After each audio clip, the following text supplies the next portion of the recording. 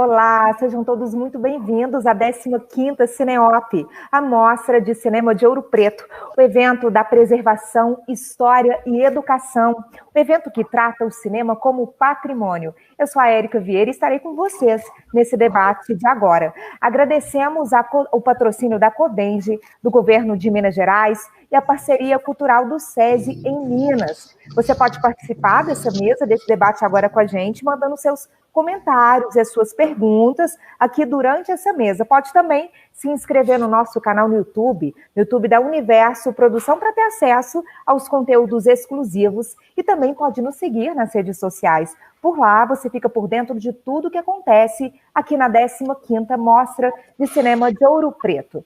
Bom, você pode ficar por aqui até o final da transmissão, porque nós vamos disponibilizar o QR Code para ter acesso ao catálogo da 15ª Cineop. É especialmente para quem estiver participando aqui dos debates. Eu sei que você não vai querer perder, né? Bom, seguindo então a programação de debates de hoje, nós teremos agora a mesa A Preservação na Televisão Brasileira, Desafios e Acesso, tema aí que integra o encontro de arquivos. Agora, então, vamos aí às apresentações dos participantes da mesa desse debate de agora. Adriano Medeiros, cineasta e professor da Universidade Federal de Ouro Preto. Seja muito bem-vindo, professor Adriano. Boa tarde. Obrigado, Érica. Boa tarde. A Luciana Savagé, que é jornalista, editora-chefe do programa Arquivo N da Globo News, do Rio de Janeiro. Obrigada aí pela participação, Luciana. Boa tarde para você. Boa tarde, eu é que agradeço. Agora, a gente que agradece a sua participação. Muito obrigada, Luciana. Agora a gente vai receber também a Paula Saldanha, que é jornalista, ambientalista e presidente do Instituto Paula Saldanha, no Rio de Janeiro. Seja muito bem-vinda, Paula. Obrigada, boa tarde a vocês todos. Boa tarde. Zico Góes, agora, diretor de desenvolvimento do Canais Fox, em São Paulo. Obrigada pela sua participação, Zico. Obrigado pelo convite. Boa tarde a todos. Boa tarde. E a Maria Baiton, que é mestranda em Memória e Acervos da Fundação Casa de Rui Barbosa e associada da Associação Brasileira de Preservação Audiovisual do Rio de Janeiro. Bem-vinda, Maria. Boa tarde a todos, muito agradecida pelo convite. Boa tarde, Érica, agradeço a apresentação e aos colegas de mesa.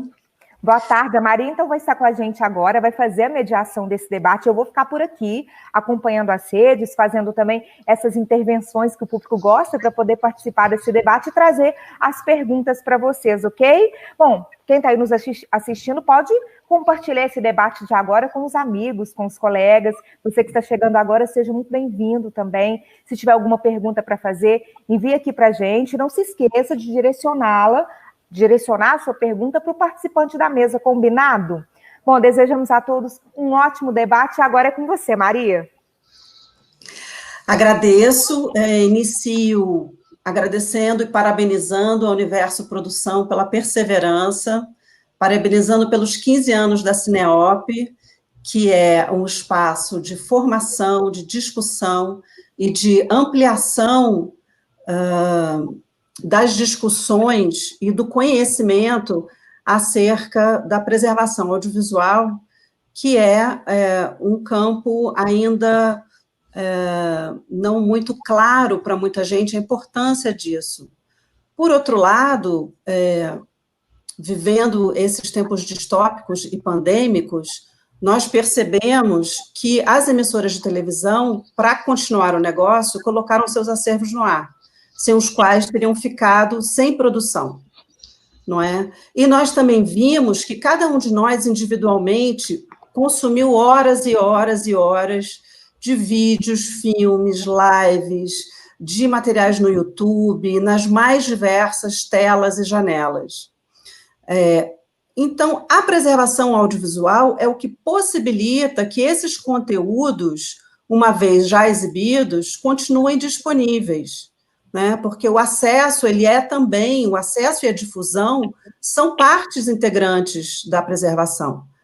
As pessoas que já tiveram algum contato com preservação pensam, associam a museu, talvez, ou a biblioteca, né? A pensar a preservação no campo do audiovisual é ainda restrito a poucas pessoas. Então, o fato da Cineop estar online esse ano vai possibilitar, né, que essa nossa conversa, embora eu esteja morrendo de saudade de Ouro Preto, porque todo ano eu sabia onde eu ia estar em junho, era em Ouro Preto, na Cineop, agora estamos aqui. Mas esse ambiente virtual, ele vai nos possibilitar essa discussão e a permanência dela, né, nas redes sociais, que não são um lugar de preservação, mas são um lugar de difusão, que é uma outra confusão que é feita. Eu botei meu vídeo no YouTube, está preservado. Não.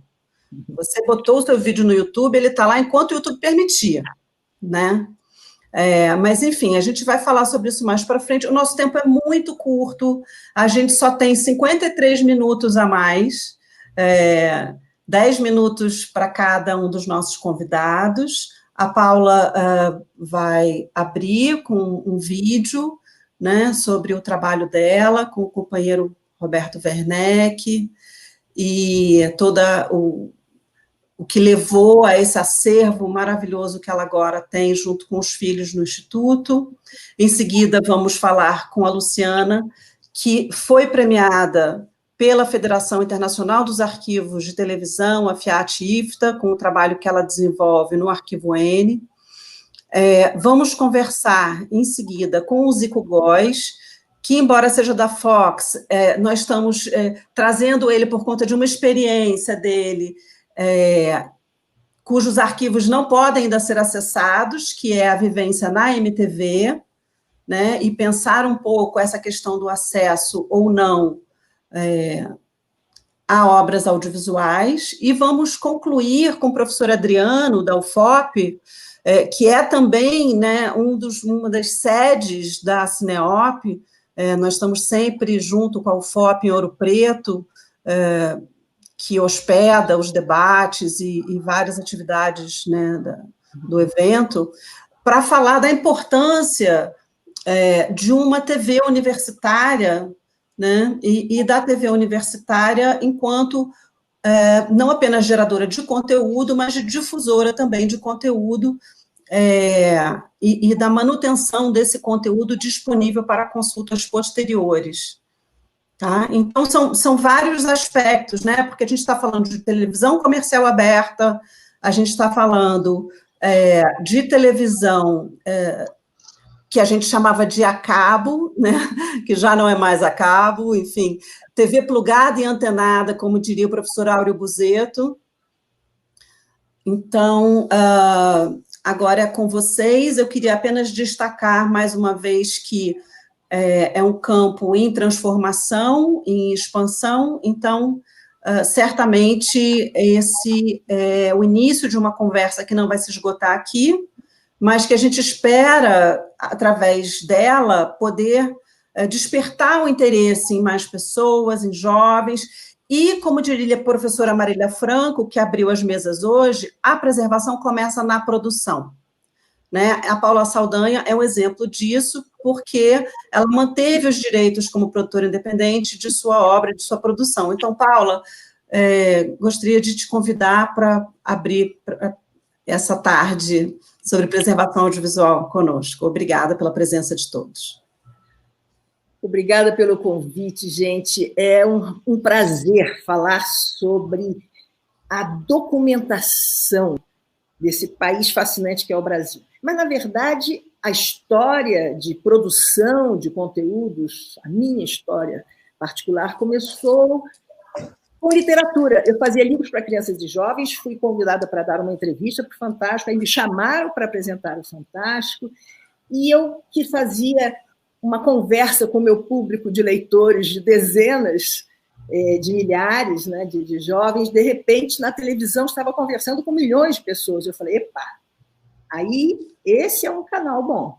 Eu não estava muito afim de fazer televisão, não assistia televisão durante 4 anos. Trabalhei no Fantástico, não tinha televisão em casa, e eu estava preocupada com o conteúdo.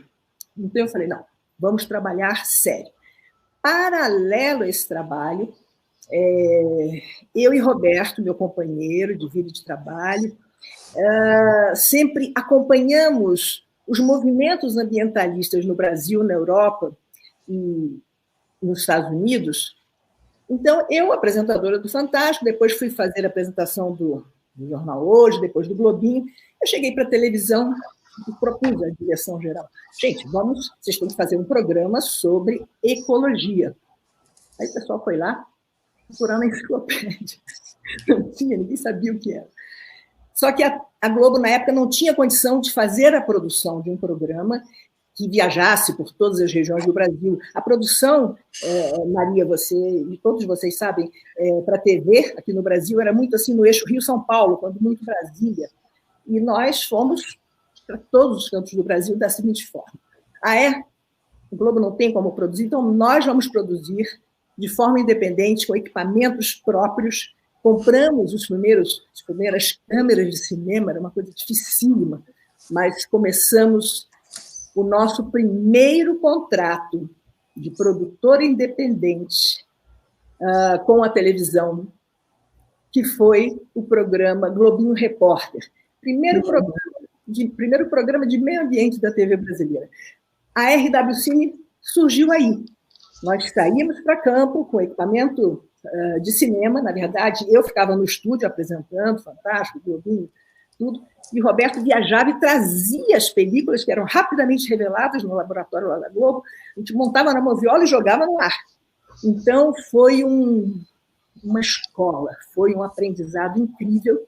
Então, surgiu aí a nossa empresa, RW, de Roberto Werneck, RW Cine, e começou a ser alimentado o nosso acervo de produção independente. E eu costumo dizer independentíssima essa produção, porque nós só cedíamos os direitos lá desde 1979. Gente, eu estou falando em 1977, compramos os equipamentos, 79, contrato de produção independente lá com a Globo, e nós cedíamos apenas os direitos de exibição, por um tempo determinado. Todo o material é nosso, desde sempre. Nós temos mais de 40 anos de acervo. Que começou lá atrás com película, né? Depois veio vídeo, depois digital, mas isso eu falo depois. O importante, gente, é que, enquanto eu estava fazendo esses programas, enquanto ninguém criava novos programas nessa área, eu fiz uma proposta, então, para fazer reportagens especiais para o Fantástico, grandes reportagens, redescobrindo o Brasil. Então, foi um sucesso, eram reportagens de final de 15 minutos até 18 minutos, fizemos o retorno das baleias jubarte voltando para a costa brasileira, fizemos a criação das reservas extrativistas lá, as primeiras reservas idealizadas por Chico Mendes, fizemos uma reportagem que causou uma polêmica chamada Desertos da Amazônia, falando das queimadas e já falando de uma coisa que o pessoal fala grilagem de terras na Amazônia. Não é grilagem, é roubo de terras. O melhor negócio do mundo é queimar a floresta na Amazônia, fazer o papelzinho em cartório e vender. É um dinheiro fácil. Isso chama-se roubo de terras e é capitaneado por gente muito poderosa. Bom, isso, na época, a gente soava de uma forma assim, muito rebelde, né? Nós tínhamos dificuldade no interior do Brasil de chegar a enfrentar, madeireira é fichinha, não é nada, mas enfrentar grandes empresas agropecuárias, porque nós percorríamos 3 horas de helicóptero e era um desastre, né? Hoje, de novo, a gente está voltando aos índices de derrubadas e queimadas dos anos 70 e do início dos anos 80. Bom, veio a Rio 92, nós fizemos produções lindas, bilíngues, exposições e documentários para a Conferência da ONU sobre o Meio Ambiente aqui no Brasil, e depois fomos até a verdadeira nascente do Rio Amazonas, nos Andes peruanos. Bom, aí vocês estão vendo fotos, eu, Roberto e Pedro, e já nos acompanhava na reserva Chico Mendes, né, mostrando, isso aí é uma reportagem do Fantástico, soluções para a Amazônia, de que pode ser feita produção na Amazônia sem derrubar a floresta. Mas, enfim, aí fomos para os Andes peruanos mostrar a verdadeira nascente do Amazonas, para mostrar que o Amazonas era o maior rio do mundo. Bom, né, eu estou aí na cascata da Carua Santa, lá a quase 6.000 metros de altitude. E aí nós fomos convidados para ter um programa só nosso. Criamos a série Expedições. Eu, então, deixei de colocar as matérias na Globo e tínhamos, então, 1 hora, na época era Manchete, depois é que foi TV Brasil. O programa Expedições, que eu fiz com meu companheiro Roberto Werneck, inicialmente, e depois com Pedro, o meu filho, aquele que apareceu lá na reserva Chico Mendes, ele ficou 22 anos no ar. Agora, vocês podem imaginar, lá, desde a época da película, passando por todo o material em vídeo, produzindo reportagens especiais, uma produção frenética, né? E depois de 22 anos de expedições, nos últimos 2 anos, o Lucas, nosso filho caçula, aliás, está ele aí, à direita do Roberto lá atrás, produziu as últimas 2 temporadas, aí ele era pequeno, depois ele produziu as 2 últimas temporadas do Expedições. A Gabriela, que é a minha filha mais velha, designer, ela fez o livro comemorativo dos nossos 25 anos de trabalho, mas ela não se mete com a questão de acervo. Essa é uma paixão do Pedro, que agora está lá nos Estados Unidos e vai começar a tentar algumas verbas lá de fora, porque, gente, a produção independente no Brasil sempre foi muito difícil. Agora, vocês imaginem o nosso acervo com 4 décadas e mais 3 anos, tem 43 anos já, em que você tem que preservar todo esse material.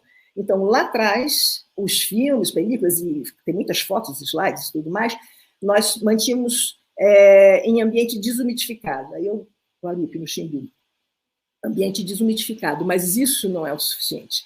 Aí está uma foto do acervo. Lá atrás o Pedro, Roberto e eu, na sede da RW. Então, eu vou voltar a falar desse bunker, desse local especial onde nós guardamos nosso acervo, daqui a pouco, porque eu gostaria muito que vocês assistissem 1 minuto e meio, um pouquinho mais, de um vídeo que é um trecho do documentário Paixão de Documentar, dirigido por Pedro Werneck, um texto da Adriana Lunardi e narração do Paulo Betti. Gostaria muito que vocês assistissem ao vídeo que mostra a essência do nosso trabalho.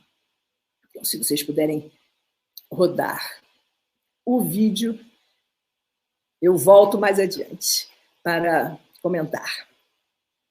Tá certo?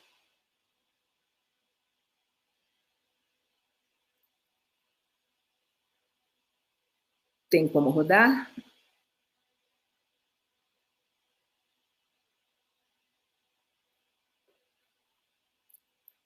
Vou ver aqui.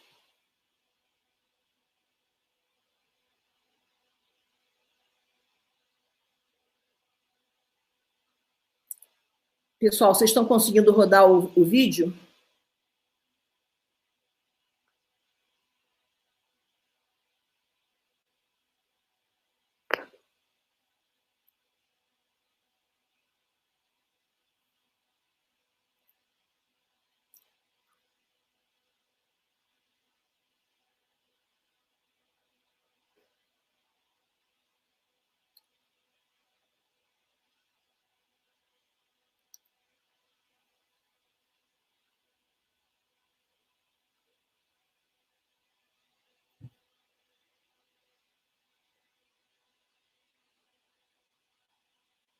Nós estamos com dificuldade de ouvir o áudio do vídeo.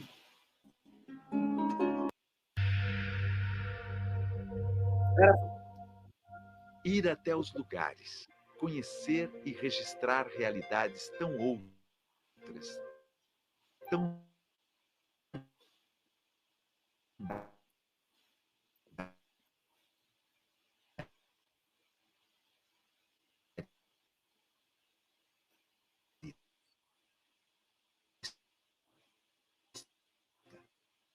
uma vocação. Os brasileiros foi Paula Saldanha e Roberto ao se descobrirem documentaristas.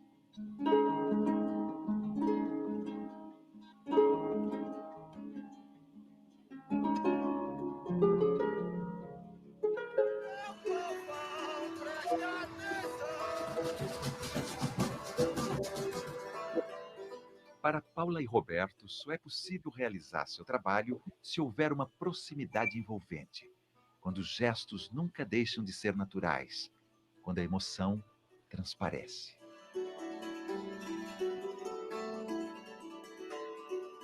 Ao refletir sobre o próprio trabalho, eles insistem em usar a palavra paixão.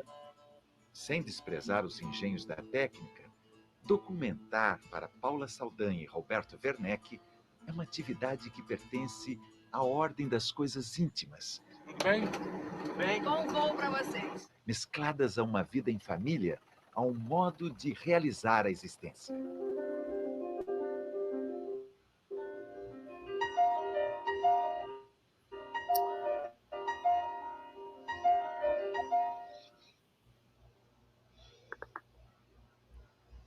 Ótimo.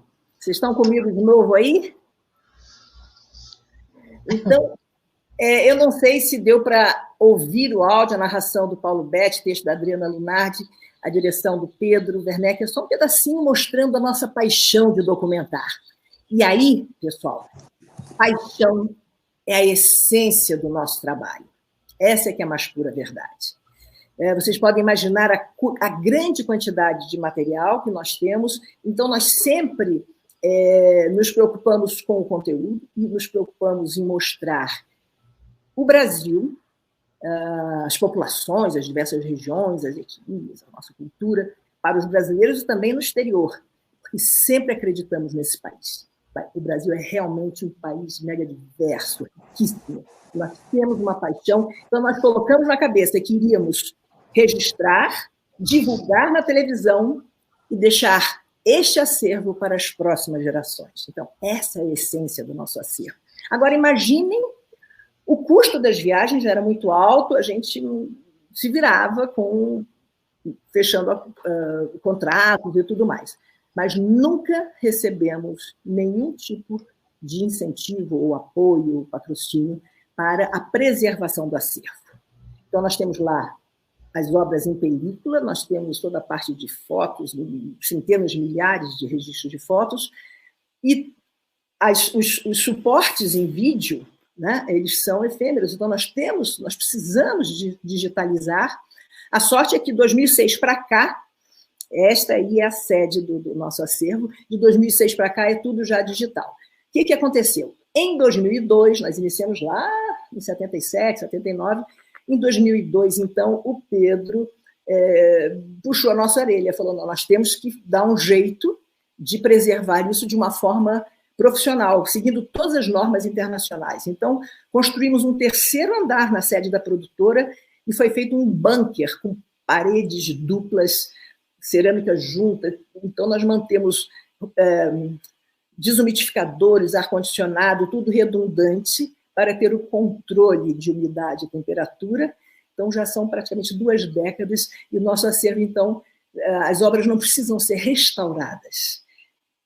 É uma luta constante, nós continuamos buscando apoio. Pela primeira vez no Brasil, saiu um edital no ano passado, Ancine FSA, até o início desse ano, mas não rolou, de apoio a acervos particulares. Foi a primeira vez e não aconteceu. Nós nos inscrevemos e não aconteceu.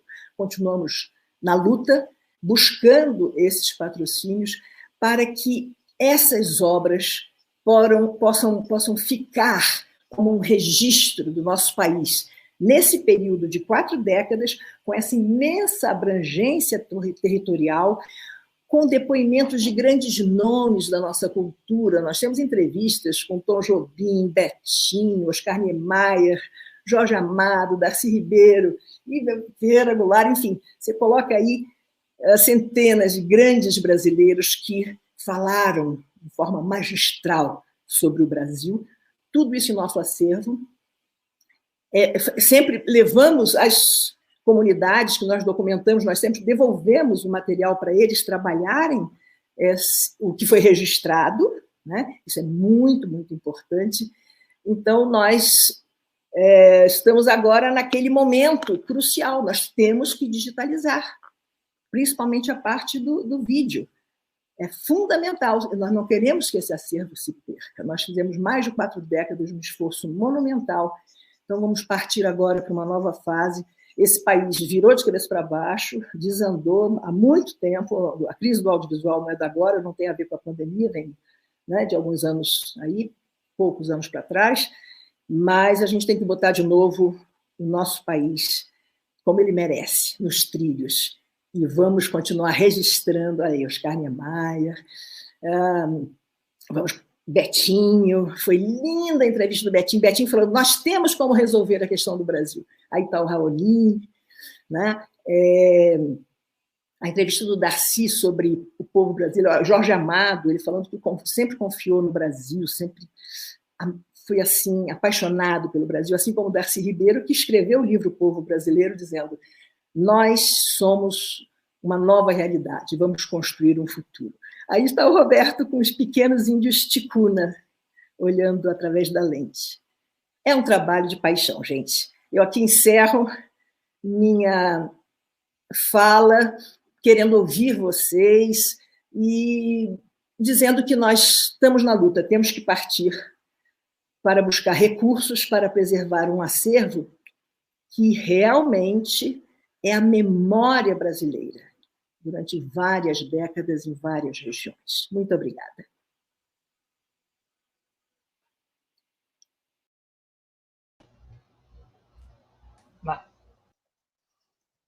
Paula? Oi. Ouvi.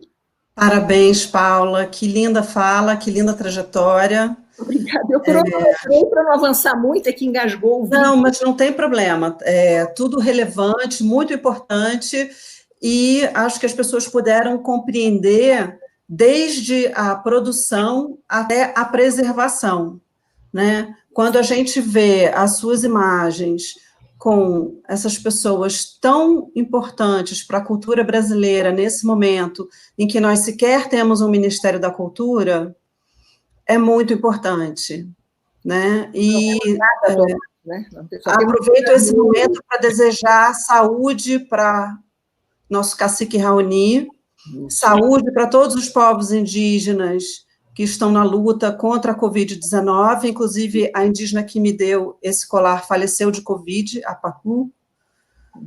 E agora nós vamos conversar com a Luciana Savagé a partir do seu texto, Luciana, que está no catálogo, em que você começa dizendo, apesar de nunca se falar tanto na valorização dos acervos, o Brasil tem uma ligação truculenta com a própria memória e incrementa, desde a colonização, políticas do esquecimento, né? O seu trabalho vem sendo premiado no Brasil e no exterior, né? Eu já vi você recebendo o Prêmio Batoque, no filme em cartaz, no arquivo em cartaz, lá no Arquivo Nacional. Também o Arquivo N recebeu um prêmio importantíssimo da Federação Internacional dos Arquivos de Televisão. Então, gostaria um pouco de pensar esse trabalho de pesquisa em arquivo e em que medida o pesquisador, o diretor, o autor pode se tornar um sujeito na preservação, uma vez que, se nós não nos engajarmos também nos esforços de preservação, corremos o risco de não ter como fazer nossos documentários, matérias jornalísticas, reportagens, ou até mesmo alguma coisa afetiva. Por exemplo, no arquivo da MTV, que a gente vai conversar depois com o Zico Góes, tem imagens do pai da minha filha, que eu não consigo ter acesso, por exemplo, que já morreu. Então, assim, a busca pelo arquivo, pela imagem de arquivo, ela não deve estar restrita apenas ao campo profissional, né? Não sei quem teve a oportunidade de ver a masterclass maravilhosa do setor de preservação que nós tivemos agora há pouco com os CLIA, essa questão da delicadeza, da memória, né? Nem tudo precisa ser apenas com a objetividade do mundo, a gente pode querer ter uma imagem de arquivo de televisão para o nosso afeto, né? Ou para mostrar para o neto, olha só, eu via National Kids na televisão, ou, enfim, eu citei um exemplo um exemplo internacional, mas assim, eu já falei para minha filha, eu vou estar na mesa com a Paula Saldanha, eu amo o Globinho, eu posso cantar a música do Globinho aqui para você, enfim.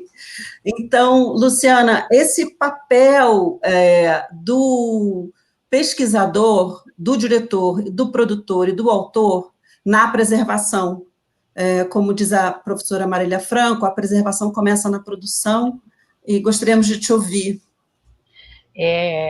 Antes de mais nada, boa tarde para todos, mas como disse a Paula, em primeiro lugar, a gente tem que ter paixão, e quem trabalha com memória e com arquivo tem uma paixão visceral, é uma coisa muito louca, é uma coisa muito... vem de dentro. E a gente tem que lembrar também, esse ano, agora dia 18 de setembro, a gente completa 70 anos da televisão, da primeira transmissão da televisão no nosso país, né? E, lastimavelmente, só tem um registro, fotogramas micros, da época da inauguração, com Assis Chateaubriand, e esse material pertence à Cinemateca Brasileira, que está fechada e abandonada. E eu quero dizer que eu acho que memória é sinônimo de futuro. Memória não é passado. Quando você falou de memórias afetivas, a memória do pai da sua filha, tudo isso está envolvido na memória. Mas acontece que memória é o que a gente foi, o que a gente vai ser, e a gente pode repensar o nosso país, o nosso momento, a educação, uma pandemia, através dos arquivos.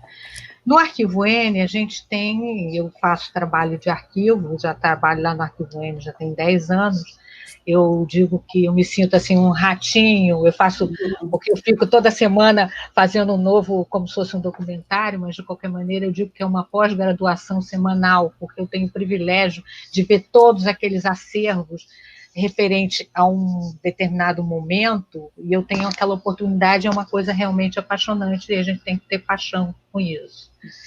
Então, eu acho que o poder de reconstruir o tempo que a gente tem, a gente que trabalha com a memória, que a gente trabalha com os arquivos, é fundamental. A gente tem esse poder nas nossas mãos, e no programa, no Arquivo N, a gente tem uma experiência muito interessante, porque a gente trabalha com todas as mídias. Porque nós já passamos por vários momentos. Na inauguração da TV Tupi, na inauguração da primeira transmissão, eram filmes que se perderam. Depois vieram os VTs, 1 polegada, quadruplex, não necessariamente nessa ordem. As Betacãs, os Matics, os discos, e hoje é a era digital. E esse material, infelizmente, lastimavelmente, eles vão perdendo. É muito difícil, porque a gente tem o material, mas a gente não tem como ver. Por exemplo, um filme hoje. São raros os lugares que tem uma moviola, que a gente pode assistir esses filmes. Então, os jovens de hoje, às vezes, não sabem nem o que é uma moviola. Um telecine. Foram desativadas as formas de ver os arquivos, e a gente tem valiosíssimo, tem registros, tesouros em nossas mãos.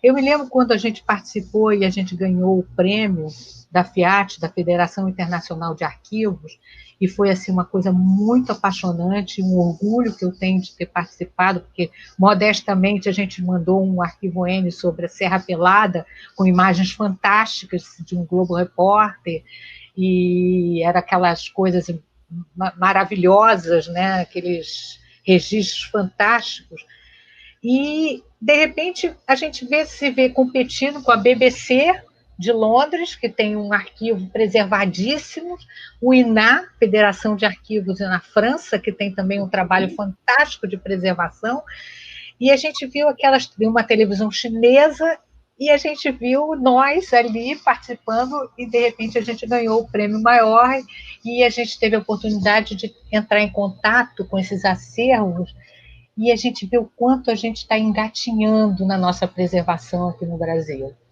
Infelizmente, para você ter um acesso hoje nos acervos, a gente tem muito poucas instituições que preservam e que a gente pode ter esse acesso. E as poucas que a gente tem, às vezes, ainda cobram para a gente ver. É uma pena, porque agora você, né, Maria, você sabe muito bem, a gente está agora num problema sério na Rui Barbosa, Casa Rui Barbosa, que eu tive o privilégio de fazer parte dos amigos da Casa Rui Barbosa, o acervo todo eles estão pensando em desativar. Em termos de acervo, a gente tem no Brasil, que a gente tira o chapéu, que é maravilhoso, é o Arquivo Nacional. O Arquivo Nacional tem uma preservação fantástica, mas o Arquivo Nacional não é subordinado ao Ministério da Cultura, e sim ao Ministério da Justiça, porque lá tem muitos acervos históricos da época da ditadura militar, então tem uma preservação e uma visão diferente do que é a cultura no nosso país. Nós temos o acervo da TV Globo, que é um acervo muito vasto, muito fantástico também, e a gente vê que as televisões em si não dão tanto talvez achem que a imagem de arquivo é coisa velha, e não é. E aí talvez não dê a prioridade que necessita a memória brasileira, né?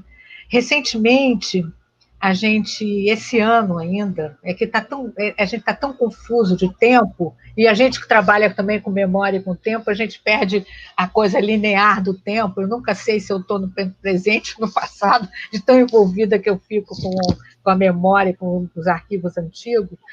Mas esse ano a gente teve uma experiência fantástica, e a gente até ganhou um prêmio, nossa grande e pequena equipe.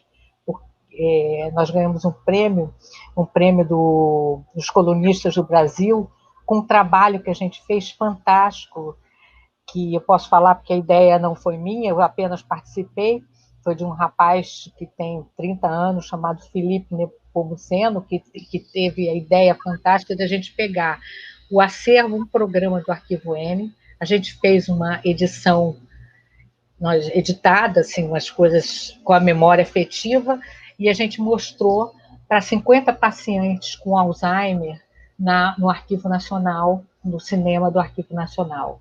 E foi uma das experiências mais fantásticas, que a gente vê que a memória não só é futuro, como a memória também é medicinal, e a memória também salva, porque esses 50 pacientes, eles não tinham a memória atual presente, mas eles conseguiram reverter ao passado através dos arquivos que a gente tem. Então, isso tudo, eu acho que o meu trabalho, eu sinto meio como uma missão. Não só uma missão, como também essa que a gente fez com os pacientes do Alzheimer, mas uma missão do resgate da memória. Porque hoje em dia a gente vê que existem muito poucos, eu não sei, eu não conheço nenhum programa que trate só de arquivo, como o Arquivo N. A gente costura o programa todo só com arquivo. Eu faço questão de fazer um roteiro e evitar até o off. Eu gosto de que o repórter, conte a história daquele fato, daquele personagem, através do próprio off dele e da evolução que foi aquela matéria. E é um desafio muito grande, porque toda semana a gente tem que construir um programa assim, e a gente trabalha com o filme, a gente trabalha com a Almatic, a gente tem o quadruplex, e de repente eu tenho que mostrar numa TV HD um material que eu tenho SD de forma atraente e que dê audiência, e que a gente tem que pensar em tudo, é uma TV comercial, e a gente tem que pensar como mostrar um arquivo e a memória de forma saborosa, em que você possa dar audiência. Então, eu sinto que tem várias missões nesse nosso trabalho, não só de resgatar a história, né, o resgatar aquele fato, resgatar as mídias, porque quando a gente põe um filme, a gente está resgatando aquele filme, a gente está restaurando o filme para colocar ele na televisão, e a gente tem que mostrar de forma atrativa e que envolva a emoção e a memória afetiva daquele tema, e que a gente consiga mostrar. Aí, nos primeiros momentos, era um desafio muito grande mostrar essa linguagem diferente, tá? A gente está tendo sempre que inovar, não tem, obviamente, verba, a gente faz poucas externas, eventualmente a gente ouve alguém relacionada ao assunto, mas agora eu achei que é mais interessante a gente ouvir os próprios depoimentos dos tempos, né, dos passados, dos políticos antigos, e construir esse programa. Então, isso tudo vai ser um desafio não só profissional, como pessoal, não só para mim. E o mais interessante nisso tudo é trabalhar com uma equipe de jovens que não sabem, por exemplo, outro dia, que não é da memória, o Getúlio Vargas. Como é que uma jovem que tem 25 anos ouviu falar, eventualmente, na faculdade, história Getúlio, e de repente ela está vendo aquilo. Então, o desafio é também mostrar para esses jovens quem são esses personagens da nossa cultura brasileira. Quem foi Lampião? Porque para nós aqui que estamos discutindo, é uma coisa que a gente sabe, talvez, é da nossa... Mas e lá atrás? E essa memória? A gente não pode esquecer essa memória que está ali atrás. Então, é tudo um desafio mostrar esse... Luciana, desculpa, vou ter que te interromper, que o meu desafio agora é fazer essa mesa todos falarem. Tá. Não, é a gente que é apaixonada por memória. Desculpe, mas eu vou precisar te interromper, porque já são 15:45. Desculpe. Nada, porque senão eu falaria também até...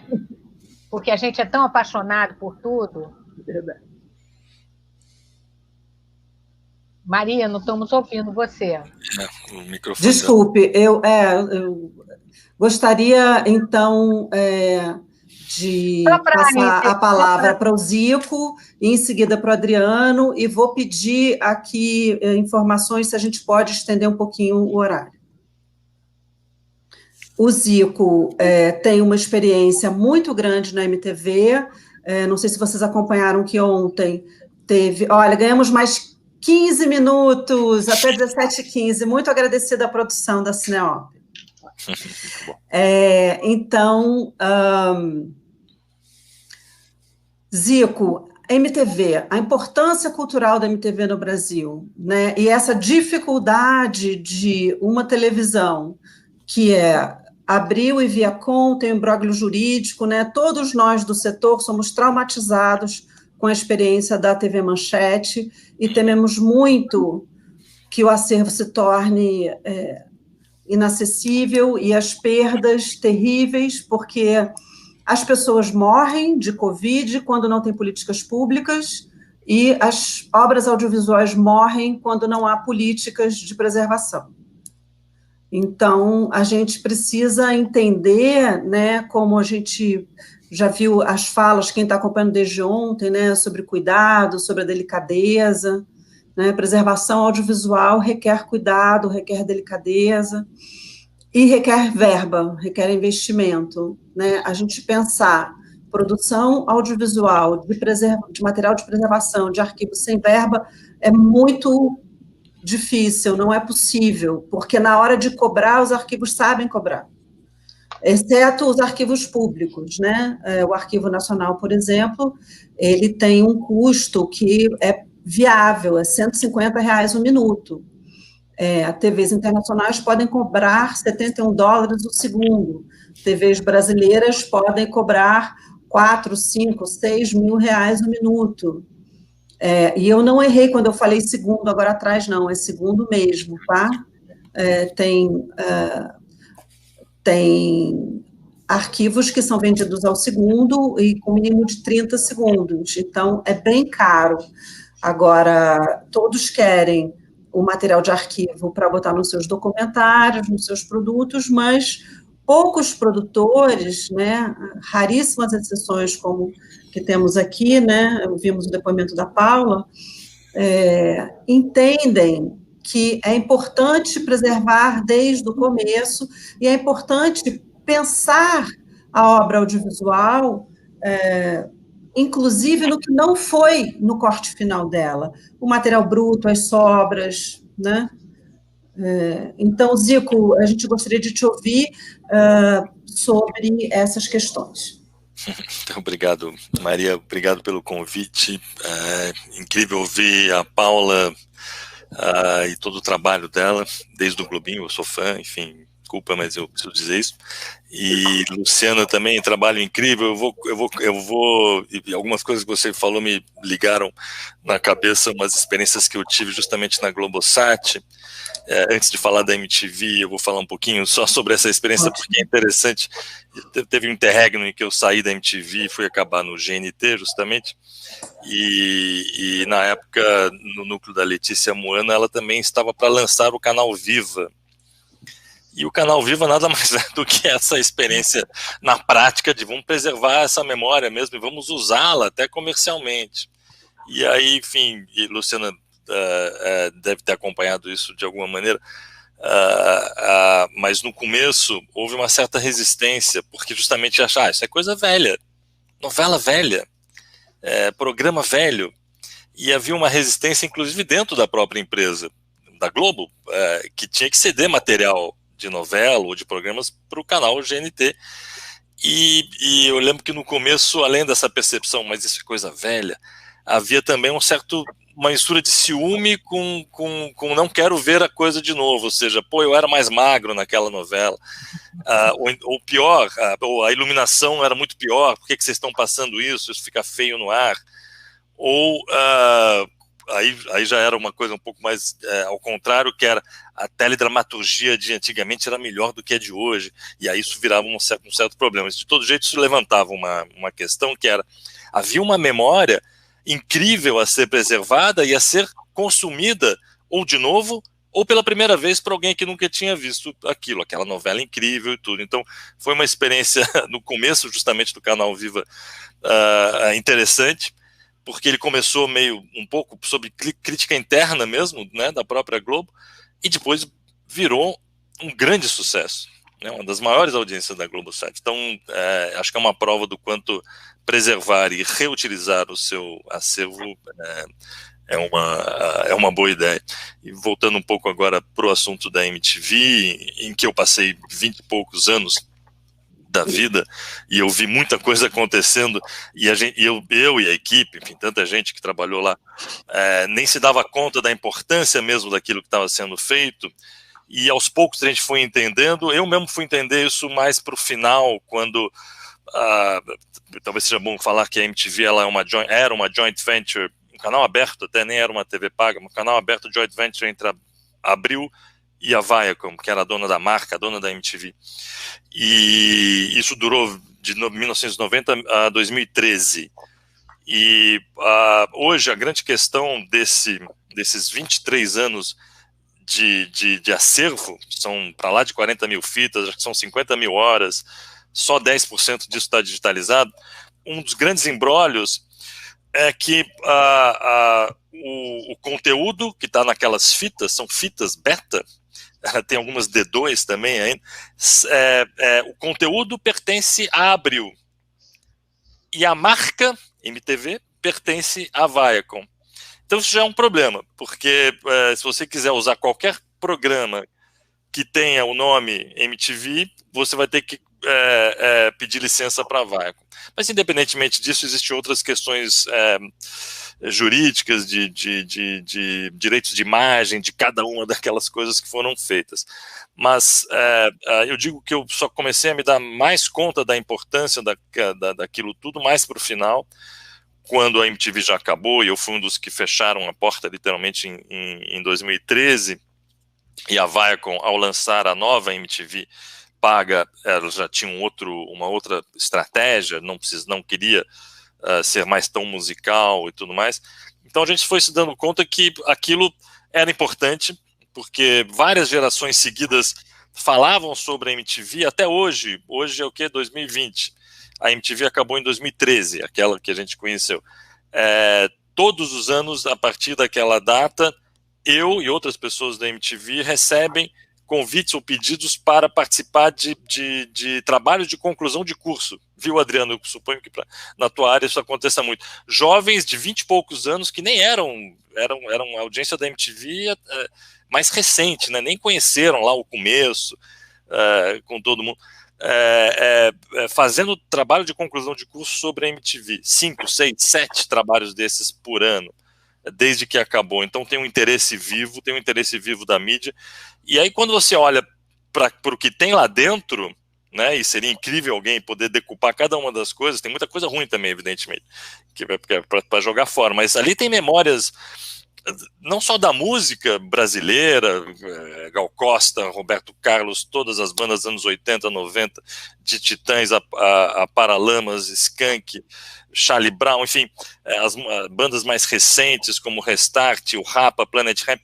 A memória audiovisual dessas mesmas bandas só tem lá no acervo da MTV, é o lugar onde mais há entrevistas, shows, ao vivo e tudo mais. Então, muitas vezes uma banda, o Skank recentemente não é forçado, mas há alguns anos, queria lançar um DVD sobre sua carreira, e 90% do material estava na MTV, estava lá no acervo da MTV. Isso é bem comum. Sem contar formatos de programa que foram feitos assim de maneira muito ferraz, enfim, fazia-se muito formato de programa. O primeiro programa de reality show no Brasil foi na MTV, 20 e poucos anos chamava-se.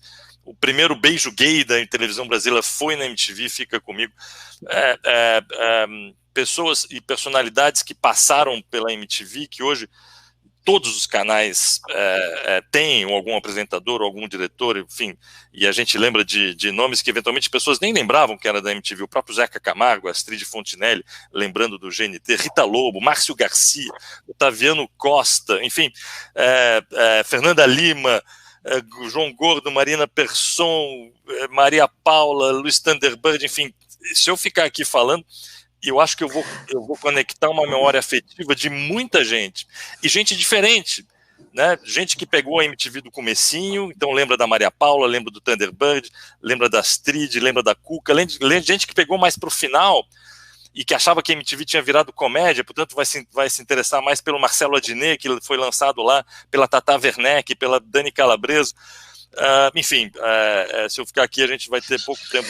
Então, Zico, eu queria, aproveitando que você entrou nessa questão da memória afetiva e juntando com a fala anterior, pensar assim, como que nós, que somos do mercado audiovisual, e essa constelação de pessoas tão influentes no mercado hoje, como é que você veria a possibilidade dessas pessoas atuarem pela preservação não apenas das suas próprias imagens, mas da cultura brasileira, né? Isso é bastante importante. E aí eu te pergunto se, agora que você, na Fox, produz também conteúdos no Brasil, vocês já estão pensando nisso na Fox?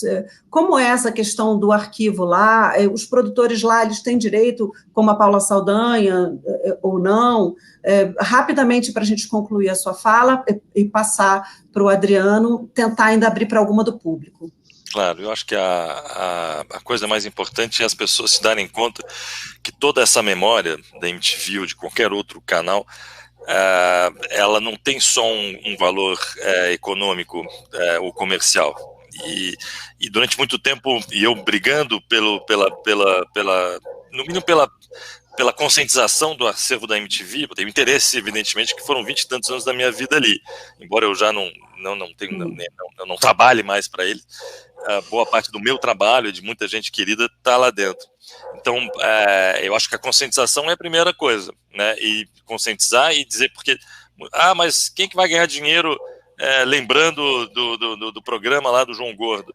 Não é exatamente assim, eu acho que a questão. Eu acho que a questão ela é realmente muito mais das pessoas se conscientizarem e lutarem por isso. O que está acontecendo agora é uma coisa, o que acontece nesses trabalhos que eu digo de faculdade é outra coisa que ajuda muito.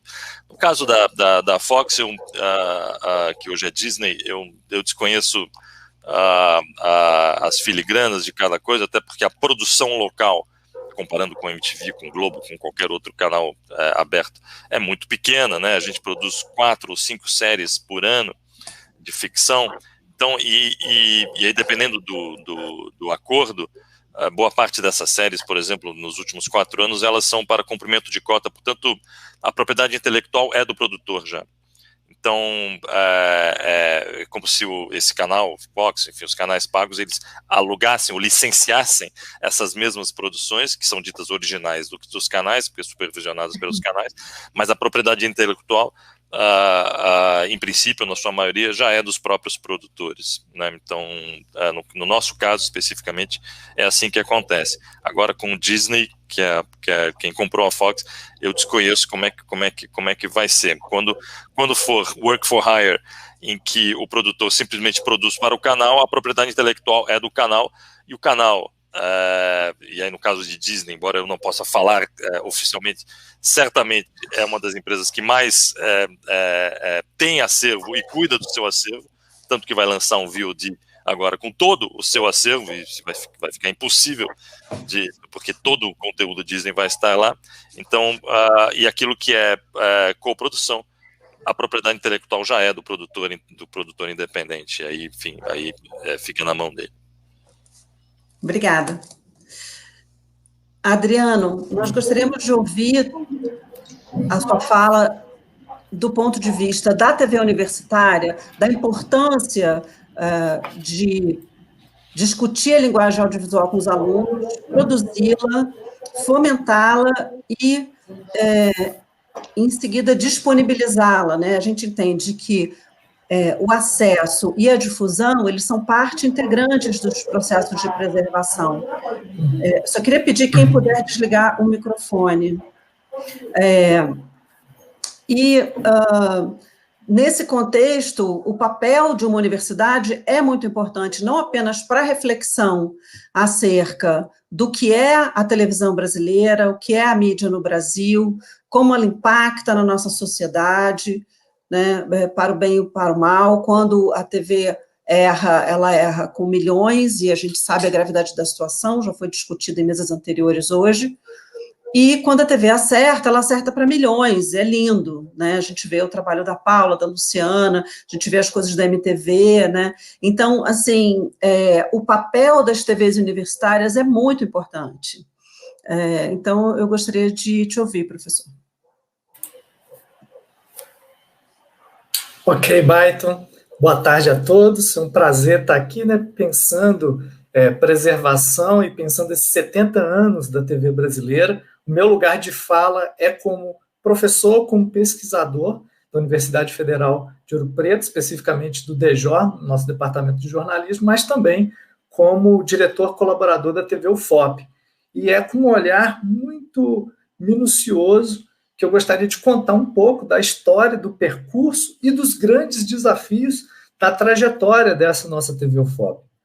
Nós iniciamos o trabalho de uma forma bastante embrionária em 2006, e aí naquele momento a gente tinha uma espécie de uma produtora dentro da universidade, CPPA, né, que era um centro de pesquisa e desenvolvimento audiovisual, e em 2011, através de uma parceria com o canal Futura, nós então colocamos essa emissora em canal aberto, difundindo primeiro a programação do TV Futura e com uma abertura aí de cerca de 70 minutos diários de programação. Em alguma medida, isso representa um potencial muito grande, logo nesse início, em 2011. E tem algumas características que, desde esse momento embrionário, estão conosco, fazem parte dessa equipe, que primeiro é a busca por uma independência editorial. Hoje a gente sabe o quanto isso é difícil, especialmente dentro de uma universidade pública, né? A pluralidade da programação, atingir não necessariamente só um público universitário, depois a gente vai conversar sobre isso, o interesse público, ou seja, em que medida o nosso trabalho, tudo que a gente desenvolvia ali, poderia e pode, sim, afetar positivamente a vida das pessoas.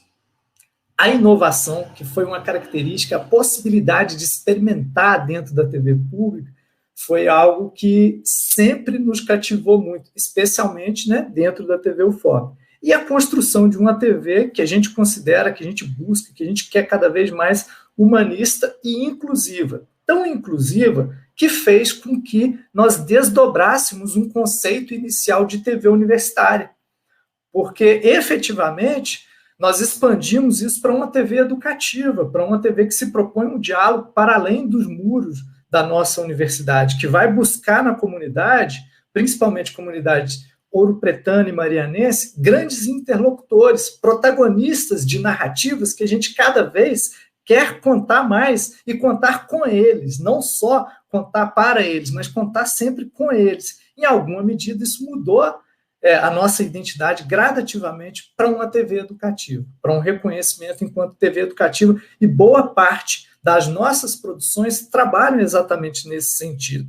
Aí, se a gente pegar o patrimônio audiovisual constituído pela TV UFOP, para analisar esse patrimônio, que é o que eu faço hoje, a minha pesquisa já tem alguns anos, que se desdobra muito cuidadosamente também para olhar todo esse patrimônio que a TV UFOP vem desenvolvendo, a gente precisa pensar em 3 núcleos de produção muito aguerridos. Um primeiro e mais conhecido núcleo é o núcleo de jornalismo, que vai ter uma produção, primeiro, perene e semanal, né? A gente começou lá com 3 inserções, com a possibilidade de telejornal por semana, depois diminuímos para 2, e agora com essa pandemia, nesses últimos meses, a gente tem trabalhado numa perspectiva muito mais de boletins informativos, né? Um outro núcleo, que talvez seja um núcleo o mais experimental, aquele que vai romper alguns delineamentos da concepção jornalística, é o nosso núcleo de criação. Lá nós vamos buscar trabalhar projetos de ficção, projetos temáticos, projetos que tenham um determinado conceito que precisa ser desdobrado. Em alguma medida, esse é um núcleo extremamente ativo e que vai fazer com que a gente, o tempo todo, repense o que é ser TV pública, repense o nosso cotidiano, que vai oxigenar a própria linguagem audiovisual. E um terceiro núcleo, que é um núcleo mais ligado a características institucionais, que trabalha o registro de determinadas ações da universidade, como, por exemplo, as reuniões dos nossos conselhos diretores, as reuniões nas quais efetivamente existem decisões que precisam ser publicizadas para a comunidade como um todo. Com relação à preservação, que é exatamente, né, o tema que a gente está discutindo, eu faço esse encadeamento para chegar na preservação. Desde que nós começamos o embrião da TV UFOP,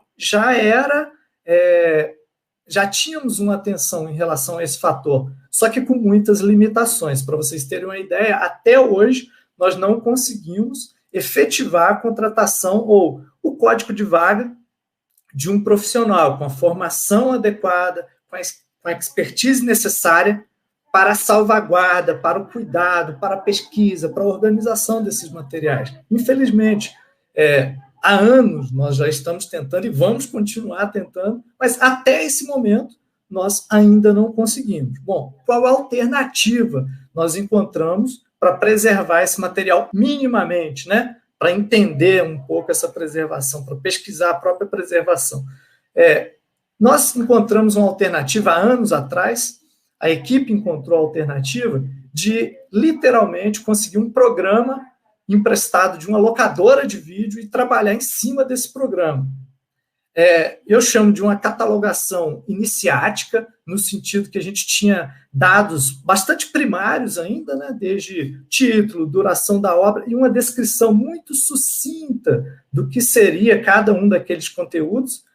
Efetivamente, nós conseguimos, em 2014, chegar ao número de 1.200 materiais catalogados, materiais os mais diversos possíveis. Infelizmente, o único computador que era destinado exatamente para essa atividade precisou ir para manutenção, e quando ele voltou, infelizmente, boa parte dessa catalogação iniciática se perdeu. Infelizmente, se perdeu, e a gente está tentando, né, de uma maneira muito gradativa, remontar esse processo, né, talvez de uma forma um pouco mais, ainda mais profunda do que era feito. Bom, no nosso acervo físico, nós dispomos de inúmeros suportes. Só para vocês terem uma ideia. Nós temos Betacam, VHS, Super V, Mini DV, Umatic, então tem uma diversidade muito grande. E, infelizmente, nem todos os suportes nós temos disponíveis, nem mesmo para decupar o material, né? E, em algumas medidas, a gente tenta estabelecer algumas parcerias para que isso aconteça, né? Um outro fator que é muito limitador para nós, já que a gente não tinha um profissional para isso, seja um efetivo ou um contratado, nós trabalhamos com o trabalho de bolsistas, que é mesmo redundante, perdão, com a atividade de bolsistas. Bolsistas temporários, que em alguma medida trabalhavam lá 4 meses dentro de uma bolsa, 6 meses numa bolsa. O que acontecia? Passava esse período, a equipe tinha que novamente fazer todo um trabalho de imersão desse jovem. O que é um acervo? Qual a importância do acervo? Por que a gente está fazendo isso tudo? Ou seja, é um trabalho muito mais dificultoso, né? A gente não consegue progredir tanto, mesmo com a dedicação de inúmeros desses jovens. A gente tem que deixar muito claro que vários deles extrapolaram seus horários, vários deles quiseram muito além do que a Bolsa se propunha. Mas, infelizmente, não é só esse esforço que deu conta de tudo que a gente precisa, né? Para vocês terem uma ideia, em 2016, até 2016, nós não tínhamos um local específico. Eu ouvi a Paula falando do bunker, fiquei maravilhado, né? 2016, qual era a realidade? A realidade era que boa parte, para não dizer a totalidade do acervo físico, ficava disponível em corredores de acesso à própria emissora. Em alguma medida, por mais atenção que a gente tivesse, precisava de um cuidado. Então, nós fizemos um projeto, aprovamos um projeto na Prefeitura do campus, Morro do Cruzeiro, no qual a gente reconstruiu parte de um andar da emissora para que efetivamente a gente tivesse disponível 2 salas, sendo que uma delas é uma sala que, inclusive, a gente batizou num primeiro momento extraoficialmente e depois oficialmente Sala de Patrimônio Audiovisual da TV UFOP. Então, isso foi literalmente construído, a alvenaria disso, em 2018, que, né, tem pouquíssimo tempo. É um dos grandes desafios nossos. O nosso acervo, os nossos arquivos digitais. Inicialmente, nós trabalhávamos com HDs externos. Eram 4, 5 HDs externos. Depois, nós conseguimos, do Núcleo de Tecnologia da Informação da UFOP, um servidor. Esse servidor disponibilizava para nós 16 tera. Alguém pode pensar assim, 16 tera, que espaço enorme. Só que se a gente pensar nos 3 núcleos de trabalho, os 3 núcleos perenes, com a produção constante, isso era muito pouco.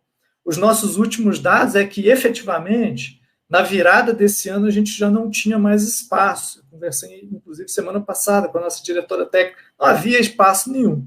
E aí, o que aconteceu? Em 2018, uma possibilidade de convênio que se efetivou entre o FOP e JetEdu, que é uma parceira aí, Google Brasil, né? Esse convênio se efetivou e nós, servidores, tivemos, digamos assim, a opção de ter aí uma conta com drive de armazenamento infinito, né? A partir desse drive de armazenamento infinito, a TV UFOP também teve a sua respectiva conta e, assim, praticamente ontem, mês passado, nossa equipe conseguiu se organizar, mesmo em pandemia, para iniciar um processo que vai ser bastante gradativo de migração. Primeiro, daquilo que já está digitalizado, daquilo que está sendo captado já na forma digital e depois dos demais materiais que ainda estão acondicionados em meios físicos, né? Mas há esse processo de tentar colocar tudo gradativamente armazenado nessa conta. Bom, como que a nossa emissora difunde esse material, que é feito dentro de uma emissora pública? Hoje nós temos uma parceria regional, que anteriormente era a cabo, né? Hoje com outras denominações, mas com a Valinet TV. Essa Valinet TV chega até cerca de 4.000 casas ou 4.000 famílias, atendendo aí 70 cidades do interior de Minas. Tem um raio aí próximo de Ouro Preto, chegando a 70 cidades. Além dela, nós temos uma parceria com a RNP, que é a Rede Nacional de Ensino e Pesquisa. Essa parceria é interessantíssima porque já gerou para a gente cerca de 3.100.000 visitas. É um número significativo e que se expande qualitativamente nos diálogos também com outras TVs universitárias e TVs educativas. O canal do YouTube da própria TV e a nossa TV aberta, sediada em Ouro Preto. Em alguma medida, o que nós queremos e que tentamos implantar esse ano, já está no forno algumas coisas, entre elas, uma das ações é um site próprio da TV, já se desdobrando aí da universidade, que possa trazer para a gente, inclusive, uma funcionalidade maior, tanto de acesso a determinados materiais já digitalizados, tanto para a equipe pensar novas produções, quanto um acesso diferenciado para aqueles que, num outro momento, eram só espectadores e hoje são agentes, espectadores e produtores conosco. Então, a gente quer ter esse acesso e quer conseguir, num segundo momento, trabalhar essas parcerias num processo construtor que envolva a TV UFOP. Em alguma medida, os nossos principais desafios hoje são, primeiro, quando a gente já vê, de uma forma antecipada, corte de verbas para o ano que vem nas universidades públicas. Antes de tudo, é manter o funcionamento da emissora pública, que tem um interesse para essa comunidade regional, que tem um interesse que transcende, inclusive, inúmeras narrativas, na perspectiva da memória, do pertencimento, e também equipar essa sala que está destinada ao patrimônio audiovisual da UFOP, que não é só da universidade, é da população de Ouro Preto, de Mariana e da região, e num segundo momento, quando a gente tiver efetivamente um Ministério da Educação, que a gente possa ter um diálogo mais considerável em relação ao entendimento da memória e dessa perspectiva de preservação do patrimônio audiovisual, de galgar, sim, uma vaga de um profissional que tenha o conhecimento necessário e que possa trabalhar conosco de uma maneira efetiva, perene, para que, sim, não seja só um nome na porta de uma sala, mas que a gente possa definir um trabalho que para as futuras gerações, para hoje e para amanhã, porque a TV UFOP é exatamente isso. Professora Adriana, a gente agradece muito a sua fala e vamos precisar encerrar agora. A Érica vai vir fechar a nossa mesa. Uma das características da Cineop é estabelecer redes. Então, se cada pessoa puder deixar o seu contato para que possamos estabelecer redes. Então, uma passada final muito rápida de segundos, deixando o contato para que essas redes possam se estabelecer. E a Érica fecha. Agradeço a produção, a compreensão de que tivemos um pequeno problema técnico e por isso tivemos que estender o horário.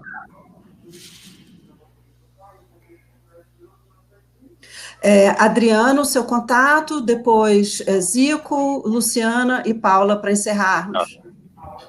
Tá bom. Meu contato para quem quiser articular novos diálogos, projetos, vou deixar o e-mail, adrianomedeiros@ufop.edu.br. Gostaria de agradecer imensamente o diálogo com os colegas, poder ouvir, poder estabelecer esse primeiro contato, foi muito bom. Agradecer a vocês que nos acompanharam também e fazer o convite para conhecer a rica programação e o rico acervo que nós temos na TV UFOP. O acesso mais fácil é pelo nosso canal do YouTube nesse momento. Legal, muito bom, professor. Obrigado mais uma vez pelo convite, debate importante. Quem quiser precisar falar comigo, zico.gois@gmail.com. Obrigado. Luciana, quer deixar o contato? Paula? Liguem o microfone, por favor. O meu contato pessoal, vocês podem ter pelo meu Instagram ou no próprio Twitter, é o L Savagé, no Twitter Lu Savagé, e o meu e-mail é luciana.savagé@g.globo. Obrigado.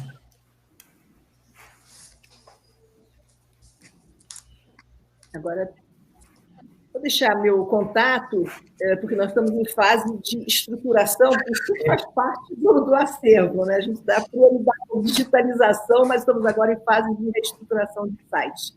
Mas o meu e-mail, paula@rwcine.com.br, é um contato. E o desafio que eu não falei é exatamente a gente conseguir colocar todo esse patrimônio da memória brasileira de 4 décadas do nosso acervo em mídias de longa duração. Iniciamos esse trabalho, né? Passando todas as UMATICs, parte das betas, digitalizando num esforço tremendo, instalar o bunker, mas compramos equipamentos ODA para digitalização de longa duração, não conseguimos ainda resolver o LTO, mas vamos à luta e com algum tipo de patrocínio vamos preservar esse acervo. Pessoal, queria agradecer muito a participação. Desculpa, eu não agradeci a todo mundo, foi tão bom. A gente que agradece a participação de vocês, e olha só, a gente recebeu muitos comentários aqui, pessoal participando, relembrando, falando das lembranças da Paula na TV Globinho, só que não dá para a gente fazer as perguntas agora, porque o nosso tempo já se esgotou. Foi bom que vocês deixaram os contatos, né? Que aí o pessoal pode fazer essa pergunta diretamente para vocês. Vou ler só um comentário aqui da Denise, que ela diz o seguinte: preservar não é projeto com começo, meio e fim. Preservar exige investimento permanente. É com esse comentário da Denise, então, que eu agradeço a vocês. Muito obrigada, viu, pessoal? Obrigado a você. Obrigada. Tchau, pessoal. Agradecemos. Tchau. Bom, e a gente, então,